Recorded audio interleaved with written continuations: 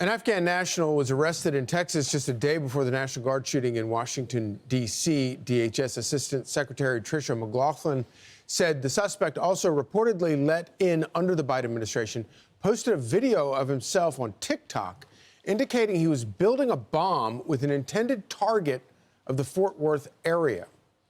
White House Press Secretary Caroline Leavitt posting, quote, "The magnitude of the national security crisis Joe Biden unleashed on our country over the span of 4 years cannot be overstated. President Trump has directed his entire team to continue rooting out this evil within our borders." Our next guest is a U.S. Marine veteran who helped lead rescue missions during the Afghanistan withdrawal. Chad Robichaux joins us now. Thank you so much for your service, but also thank you for joining us this morning on this incredibly important story.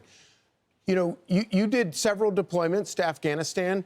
You fought alongside a lot of these Afghanis, and I think you probably supported helping some of them get out of Afghanistan during that disastrous withdrawal.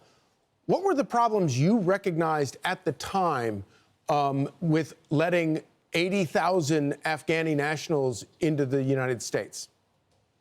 Yeah, I mean, I said this on Fox News at that time. I said this in my book that I wrote 4 years ago when the NGOs were doing the evacuations. We were evacuating people out of Afghanistan, not bringing people to America. In fact, no NGO, no individual has the ability and authority to bring someone to America. The only people that does is the United States government. And during the time of evacuations, we were watching the U.S. military, forced by Joe Biden. I have to give credit. Our service members did an amazing job there, but right. Forced by Biden's White House to put unvetted, undocumented Afghans on planes and fly them straight to the United States and let them loose in the interior of the country. 80 to 100,000 of them. And when that happened, I knew immediately, I mean, it can't go well. Eventually, one of them has to be a bad guy and is going to do an attack on the United States, and this would happen. I mean, that is one scenario. We also have the border that was open every single day. And our country is just, it has been just overrun by we don't know who. Right. And this should be no surprise to anyone. Well, one of the points, important points that I think that you have made is the fact that, so some of these guys were vetted, but they were vetted to become contract workers for the CIA, not vetted to come and live in suburban America. Yeah, look, I worked in the special operations community for 14 years.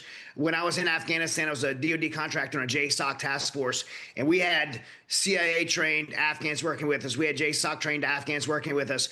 We vetted them to work for us as combatants. And there's a big difference when you know the enemy of my enemy is my friend. Right. They're great to work in, and it doesn't mean they wouldn't eventually be a good American, but the criteria of them working as a combatant doesn't qualify them to integrate in our society. There's a separate process for that, and that's the State Department's responsibility to do that. That's why when we got people like my interpreter, Aziz, out of Afghanistan, he had to go to UAE and wait 9 months for the State Department to do their due diligence process to make sure they were safe to come to America. And, Aziz is my friend. He's here. Yeah, you raise a really important point, because even if they were good, loyal friends and soldiers there, the cultural differences are extraordinary. And you have two problems. One is the fact that maybe they have, prior ideations about America. But the other thing is just the cultural shock of coming here. We don't know, maybe coming here and the duress of being here for years, feeling out of place, the cultural shock could also turn somebody against the United States. Well, I mean, look, not a lot of people are saying this, and it can't be overlooked.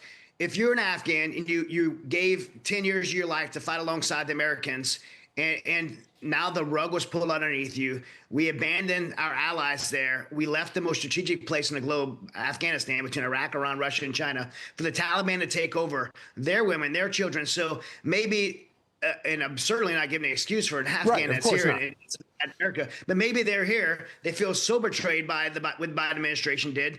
They're back here driving an Uber because that's the only job they could get. Meanwhile, their mom and their sister's back getting raped every day by the Taliban. Right. I mean, there's the Biden administration set up a very good scenario to be hated by these people. Exactly. And it's certainly excuse, but it's a reality that we have to recognize. Yeah, without a doubt, it is not any excuse whatsoever, but it does remind us all that that these were all stupid mistakes that could have been foreseen and avoided if they had listened to people like you. So we appreciate that. Chad Robichaux, thank you so much for joining us, and thank you again for your service.